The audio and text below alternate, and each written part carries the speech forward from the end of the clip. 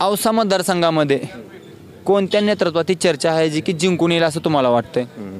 आता या औसा तालुक्यामध्ये जरी म्हणलं तर दिनकररावजी माने साहेब ही येतील असं वाटत आहे 100%. वाटतंय तुम्हाला? हो हो. इकडे दादाला विचारा. दादा, औसा मतदारसंघामध्ये तुम्हाला काय वाटते कोण जिंकून येईल? दिनकरराव माने. दिनकरराव माने साहेब. इथं वेगळं उत्तर आहे का कोणाचं? दिनकरराव माने साहेब जिंकून येत आहे म्हणत आहे. तुमचं काय म्हणणं आहे? दिनकरराव माने साहेब निवडून दिनकरराव माने साहेब. दादा, तुमचं काय म्हणणं आहे? औसा मतदारसंघामध्ये कोण जिंकून येईल असं मला वाटतंय? वेगळं मत आहे का तुमचं? दिनकर माने. नमस्कार मित्रांनो, विधानसभा 2024 चिरंधुमाळी चालू झालेली आहे आणि या निमित्तानं आपण पूर्ण मतदारसंघामध्ये फिरत आहोत आणि त्याच अनुषंगानं आपण लातूर जिल्ह्यामधील औसा मतदारसंघातील किल्लारी या गावी आलेलो आहोत. मित्रांनो, या ठिकाणी जी या गावातील जी काही ज्येष्ठ मंडळी आहेत आपण त्यांच्यासोबत चर्चा करणार आहोत. त्यांचं काय मत वगैरे आहे, त्यांचा कल कोणाकडे आहे हे आपण जाणून घेणार आहोत. या गावातील जे काही स्थानिक प्रश्न असतील, इतर काही जे मुद्दे असतील, जसं की मराठा आरक्षणाचा मुद्दा असेल, शेतकऱ्यांचे प्रश्न असतील, अशा वेगवेगळ्या मुद्द्यांवरती आपण चर्चा करणार आहोत. विधानसभा 2024 या जी निवडणूक आणखी फक्त 2 महिन्यावर येऊन ठेपलेली आहे. या निवडणुकीमध्ये अभिमन्यू पवार साहेबाला टसल देणारा चेहरा तुम्हाला कोणता वाटतं? एकीकडे दिनकर माने साहेब आहेत, श्रीशैल्यप्पा उडगे साहेब आहेत आणि संतोषभाऊ सोमवंशी साहेब आहेत. कोणाच्या रूपाने टसल भेटेल असं तुम्हाला वाटतंय? नाही आता टसल तर कोण बी देत नाही पवारला.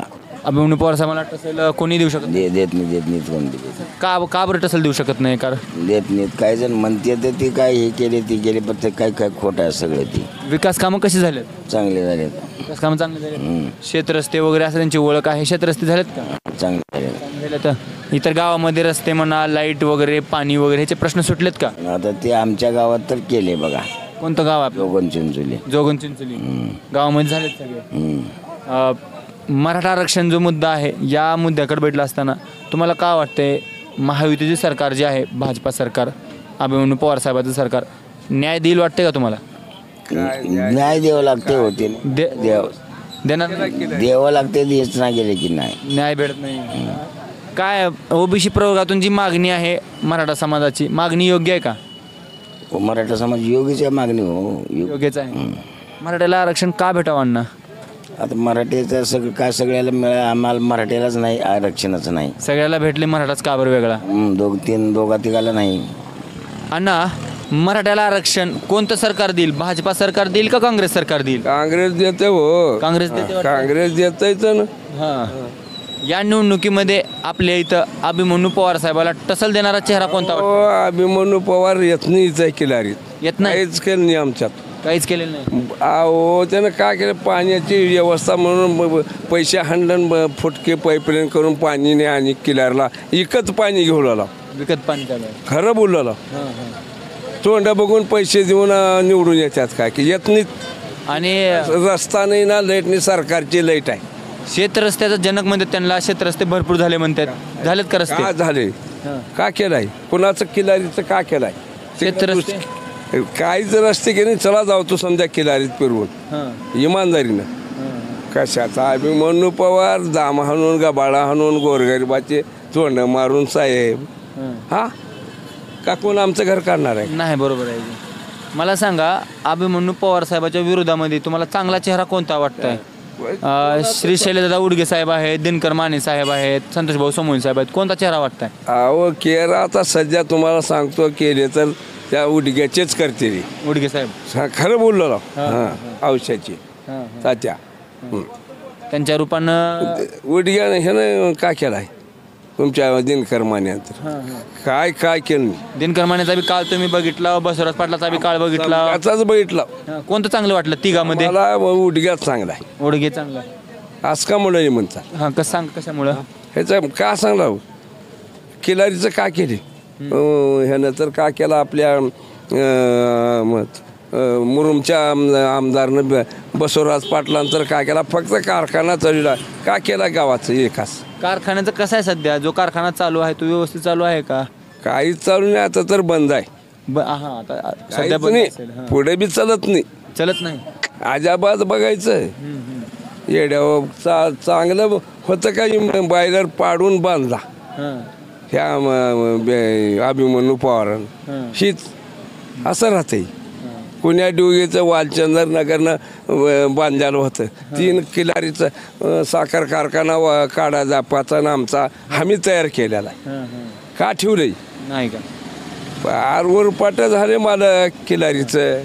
एक लास्ट प्रश्न विचारतो, जिंकून कोण येईल, अभिमन्यू पवार साहेब का उडगे साहेब?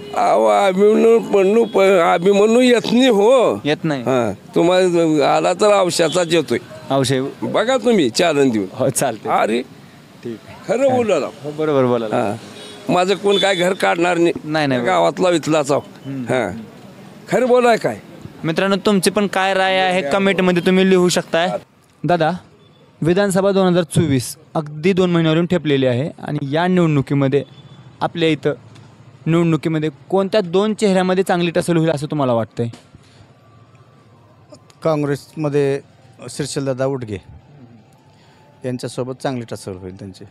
दुसरीकडे आपण त्यांच्या विरोधात कोण वाटते तुम्हाला? कुणाच्या विरोधात? श्रीशैलदादाच्या विरोधामध्ये अभिमन्यू पवार साहेब हा चेहरा असेल. हो हो. म्हणजे थोडक्यात काय तर अभिमन्यू पवार साहेब आणि श्रीशैलदादा उडगे साहेब यांच्या दोघांमध्ये तुम्हाला टसल होईल असं वाटतंय. तुम्हाला कल्पना असेल दिनकर मानेसुद्धा आपल्या भागामध्ये एक चेहरा आहे, त्यांच्याबद्दल तुमचं काय मत आहे? दिनकर माने चांगलं कार्य आहे त्यांचं बी, पण महाविकास आघाडीमध्ये कोणीही असो त्याच्यामध्ये महाविकास आघाडीचा उमेदवार निवडून येईल. यावेळेस तुम्हाला असं वाटतं की महाविकास आघाडीचा जो कोणी उमेदवार असेल दिनकर माने साहेब असतील किंवा दिनकर माने असतील किंवा श्रीशैलदादा उडगे असतील, दोन्हीपैकी एक कोणतं निवडून येतील यावेळेस. तुम्हाला काय वाटतं निवडणुकीचा ठळक मुद्दा कोणता असणार आहे, ज्या मुद्द्यावरती निवडणूक व्हायला पाहिजे असं तुम्हाला वाटतंय? आता किल्लारी एरियामध्ये तुम्ही आलात, किल्लारीचा मोठा प्रश्न आहे साखर कारखाना. साखर कारखाना चालू करण्यासाठी 100 कोटी रुपये त्यांनी कर्ज उचललेत अभिमन्यू पवारनी. आणि ह्या कर्ज नवीन कारखाना तयार होते 50 कोटीमध्ये जे एक्स्ट्रा. आणि गेल्या 5-6 वर्षामध्ये आपलं पाटील साहेबांनी बसवराज पाटील साहेबांनी 2 वर्ष कारखाना चालू केले आणि 28 कोटी रुपये कर्ज फेडले. 28 कोटी रुपये कर्ज फेडले बसवराज पाटील साहेबांनी. आणि ह्यांनी काय केले, 1 महिन्यात 100 कोटी रुपये कर्ज केले. ही कारखाना शेतकऱ्याचा कारखाना आहे. हां, शेतकरी सभासदाचा कारखाना आहे. उलट कर्ज कमी झालेलं अजून वाढलं. हे किल्लारी एरियामध्ये सर्व सभासदाचा मेन प्रश्न आहे. सध्या कारखाना चालू आहे का? सध्या नाही, बंद आहे सध्या कारखाना. कशामुळे बंद आहे?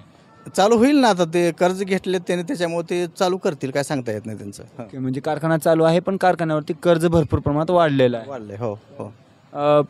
आणखी कुठले दुसरे प्रश्न आहे ज्या मुद्द्यांवरती आपण अभिमन्यू पवार साहेबांना घेरलं जाऊ शकते किंवा त्यांना तो मुद्दा महागात पडणार आहे? हे जे 30,000 कोटी 2,000 कोटी हे जे आहेत नुसते त्या कागदावरच आहेत सगळे. प्रत्यक्षात काहीच कुठलंच काम नाही. म्हणजे 30,000 कोटी म्हणजे त्यांनी विकास कामं आणले असं बोलत आहेत का आपल्या मतदारसंघामध्ये?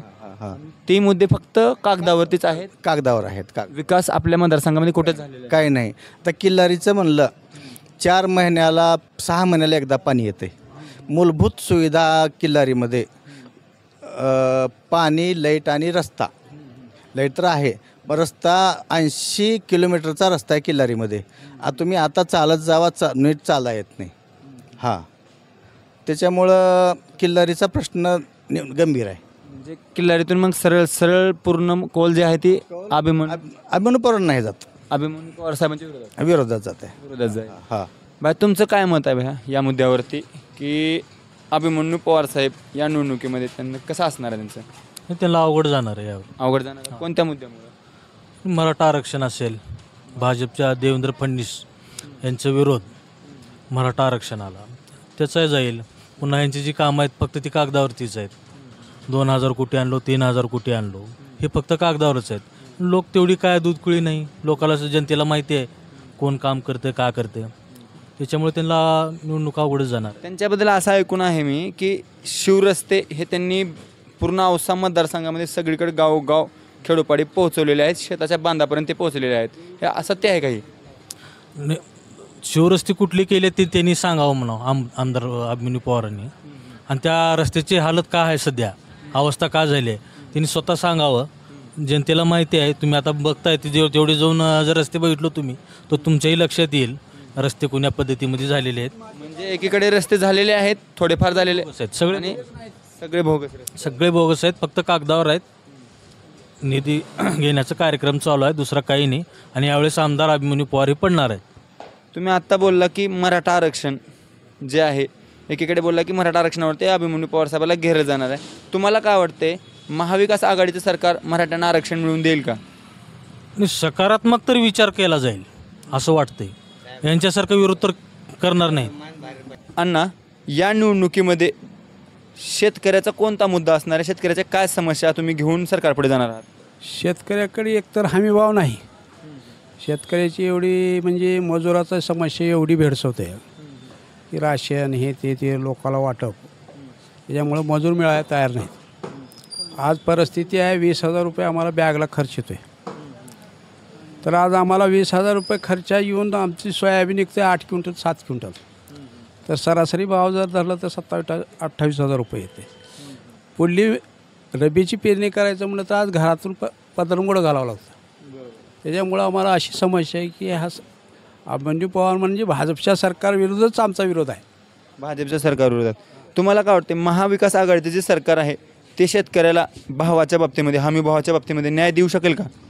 सरकार आज आमचं सत्तेवर आहे. आम्हाला सरकारविषयी बोलायचं आहे. आज अति सत्ता यायची आहे. आज आम्ही कुणाला बोलालो आहे? सत्तेवर असणाऱ्या माणसालाच आम्ही बोलतो आहे. मग ह्याने आम्हाला देत नाहीत. आमचा विरोध काय आहे? ह्याने ह्यांच्या सत्ता हातात असून देत नाहीत. त्यांचा विषय आम्हाला नाही.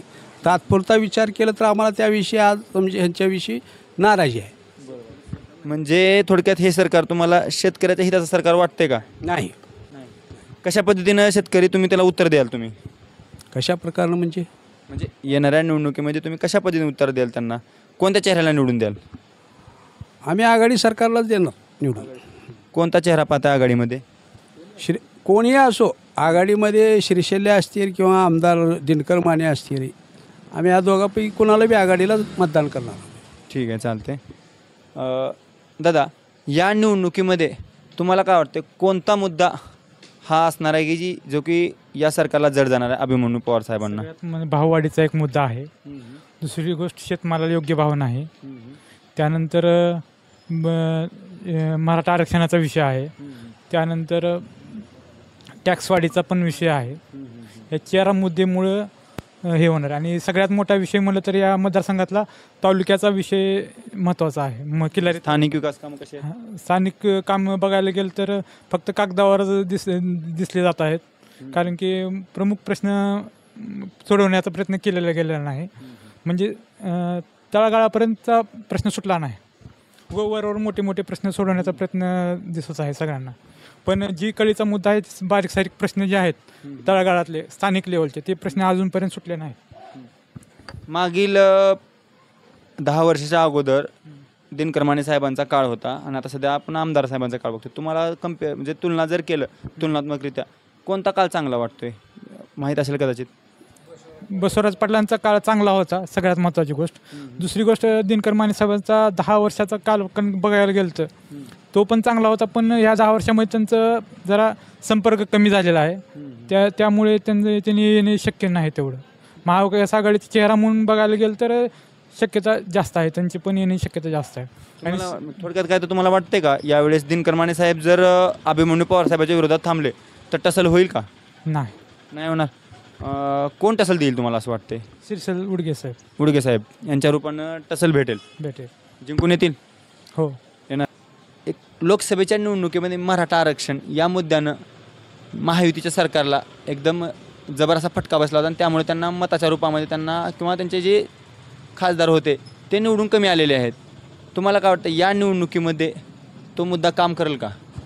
100% मराठा आरक्षणाचा मुद्दा जो आहे तो काम करणारच आहे. आणि माननीय जरांगे पाटील साहेबांनी ज्या पद्धतीने लोकसभेमध्ये हा मुद्दा उचलून धरला, हा फक्त इलेक्शनपुरता मुद्दा नसून आज ग्रामीण भागामधला जो मराठा समाज आहे तो अतिशय खितपत आहे, पडलेला आहे. आज शेती परवडण्याची झालेली आहे. शिक्षण असून देखील नोकरी मिळत नाही आणि प्रत्येक बेरोजगार तरुणाला कुठंतरी काम करावं यासाठी तो तरुण फिरत आहे. परंतु त्या संदर्भामध्ये त्याला काही काम मिळत नाही. त्याच्यामुळं हा तरुण आज एक वैफल्यग्रस्त झालेला आहे आणि म्हणून कुठंतरी शासन दरबारी तो न्याय मागत आहे. आणि शासनानं या कुणबी समाजाला किंवा ह्या शेती करणाऱ्या माणसाला, ज्यांनी महाराष्ट्र घडवलं, ज्यांनी महाराष्ट्राचा इतिहास घडवला, त्या माणसाला निश्चितच ह्या महाराष्ट्रामध्ये मानाची भूमिका द्यावी, त्यांना आरक्षण द्यावं ही माझी मनापासून म्हणजे अपेक्षा आहे. परंतु जो हैदराबादचा गॅझेट आहे, जो तत्कालीन आताचे जे मुख्यमंत्री आहेत एकनाथजी शिंदेसाहेब, त्यांनी हा मुद्दा मनावर घेतलेला आहे. न्यायालयीन प्रक्रिया आहे, थोडा विलंब लागेल, परंतु माझं असं वैयक्तिक मत आहे की मराठा समाजाला आरक्षण मिळालंच पाहिजे, जेणेकरून सर्व समाजासोबत ह्याही समाजाला न्याय मिळेल यामध्ये मला शंका वाटत नाही. तुम्हाला काय वाटते मग एकनाथ शिंदे साहेबांचे जे सरकार आहे या मुद्द्याला न्याय मिळवून देईल का? कदाचित विलंब लागेल, परंतु शिंदेसाहेबाचं सरकार यामध्ये प्रामुख्यानं प्रमुख भूमिका घेऊन काम करत आहे. सगळ्या गोष्टीसोबत चर्चा करत आहेत. त्यांनी हैदराबादला जाऊन जे निजामकालीन सरकार होतं त्या काळामधल्या नोंदी मागून घेतलेल्या आहेत. त्या नोंदीप्रमाणे सर्वांनाच आरक्षण द्यायच्या त्यांच्या हालचाली चालू आहेत. सगळे सोयरे पण त्यांनी आत्ता परवाच्या काल 2 दिवसाच्या बैठकीमध्ये देखील त्यांनी त्यांच्या अनुषंगानं जी.आर काढलेला आहे की सगळ्या सोयऱ्याला देखील त्यांच्यामध्ये सामावून घेतलं जाईल.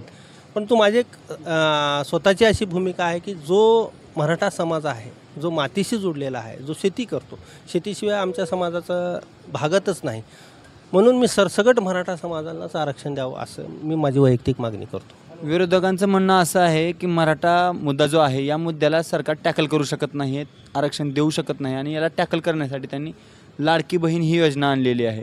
तुम्हाला काय वाटते, लाडकी बहीण ही योजना जी आणलेली आहे खरंच त्यांना बहिणींची काळजी आहे म्हणून आणलेली आहे, महिलांची काळजी आहे म्हणून आणलेली आहे, की निवडणुकीमध्ये जे काही इतर जी कामं आहेत, विकास कामं आहेत ते करू शकले नाही आहेत आणि निवडणुकीच्या पुढं तोंडावरती म्हणून ही लाडकी बहीण योजना आणलेली आहे? तुमचं काय मत आहे यावरती, काय भूमिका तुमची? मी जास्त योजनेवर काही भाष्य करणार नाही, परंतु मराठा समाजाच्या आरक्षणाच्या बाबतीत जो मुद्दा आहे तो अतिशय गंभीर आहे. आणि गेली 70 वर्ष झालं आपलं भारत स्वतंत्र होऊन जवळपास 75 वर्ष होत आहेत. हा समाज खितपत पडलेला आहे. खितपत म्हणण्यापेक्षा जो त्यांचा रोजचा व्यवसाय आहे शेती, हा शेती 100% पूरक व्यवसाय आज रोजी उरलेला नाही. आज पाहिलं तर जेवढं शेतीला पेरण्यापासून ते काढण्यापर्यंत जो खर्च येतो आणि उत्पादनाचा खर्च पाहिला तर त्या व्यक्तीचा रोजगार देखील निघत नाही. आज ही वस्तुस्थिती आहे. तुम्ही आत्ताच बोलला की शक्यता आहे की हे सरकार देऊ शकते आणि विलंब लागेल या गोष्टीला, परंतु मला एक म्हणायचं आहे, मनोजदादा जरांगे साहेब यांची मागणी अशी आहे की ओबीसी प्रवर्गातून त्यांना मराठा आरक्षण हवं आहे. त्यांची जी मागणी आहे या मागणीला न्याय भेटेल का, किंवा त्यांची जी मागणी आहे ती योग्य मागणी आहे का?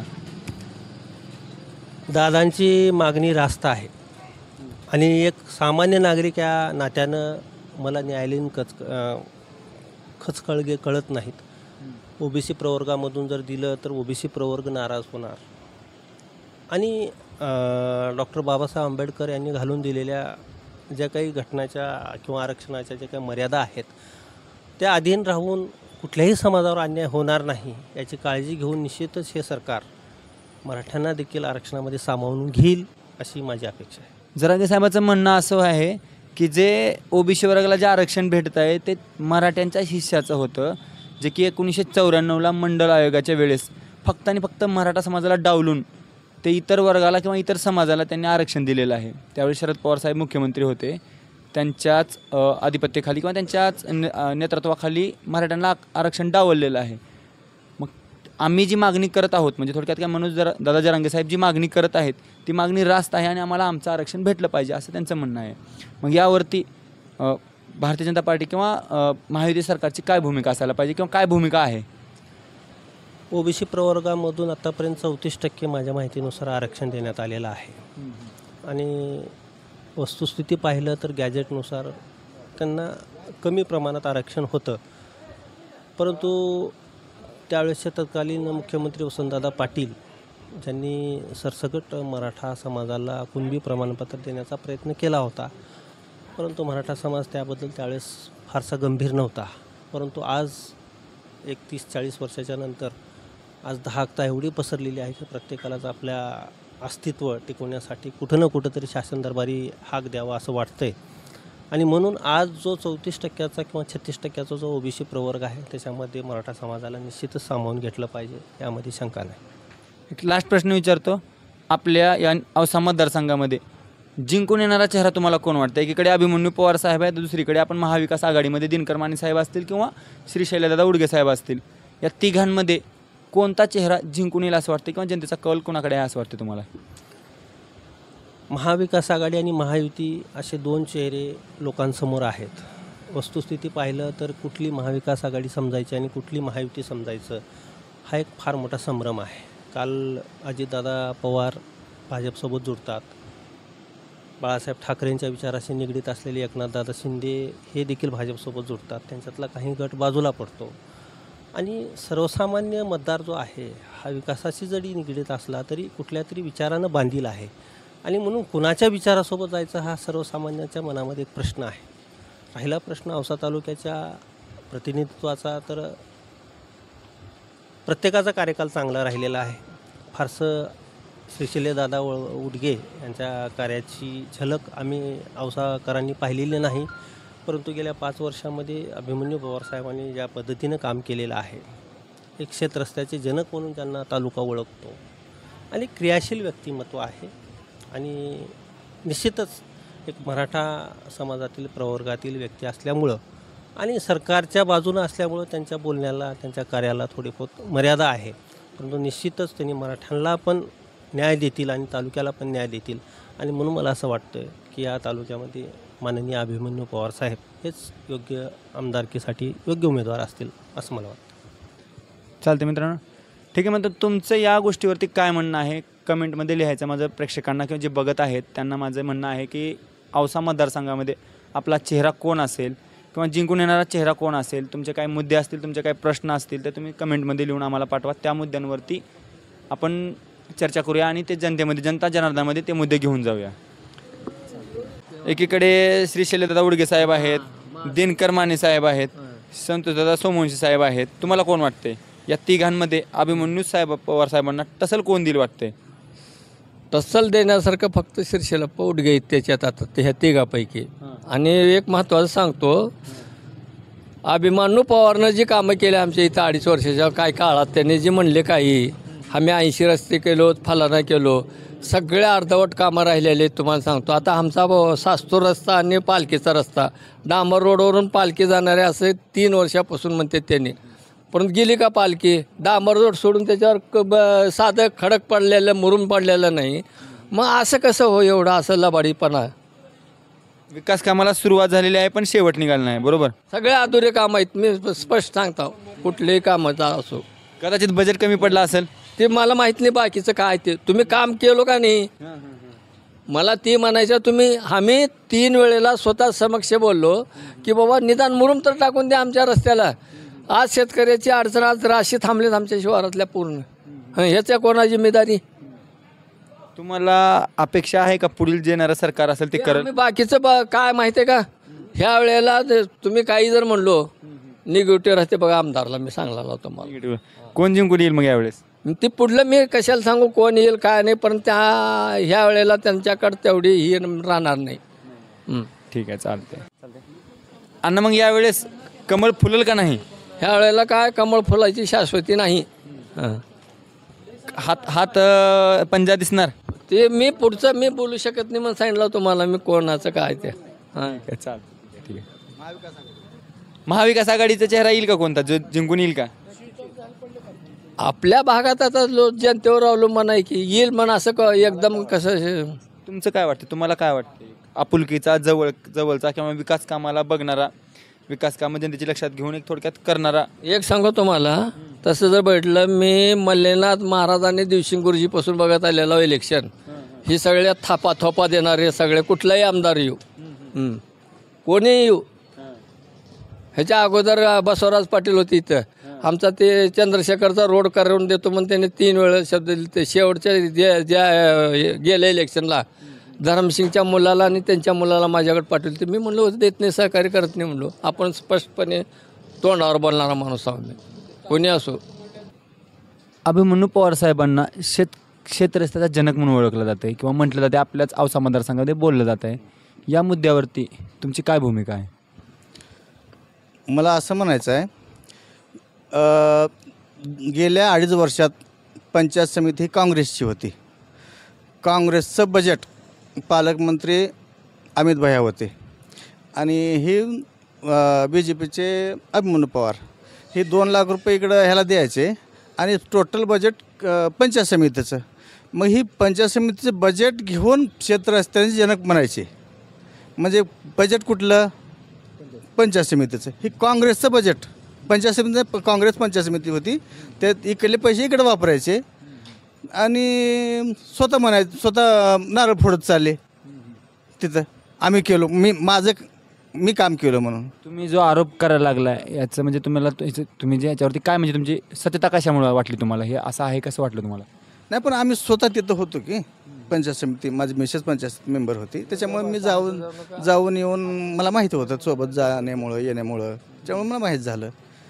हां दादा, औसा मतदारसंघामध्ये यावेळेस विकास कामं कशी झालीत? मागील 5 वर्षाच्या कार्यकालामध्ये तुम्हाला विकास कामं कशी झालेली आहेत? विकास कामं कागदावरही झालेले आहेत. प्रत्यक्षात तुम्ही जर पाहणी केलात, तुमचं चॅनल असेल, इतर चॅनल असतील, तुम्ही प्रत्यक्षात जाऊन बघितलात, ती कागद घ्यायचे, कागदावरच विकास झाला आहे, कागदावरच.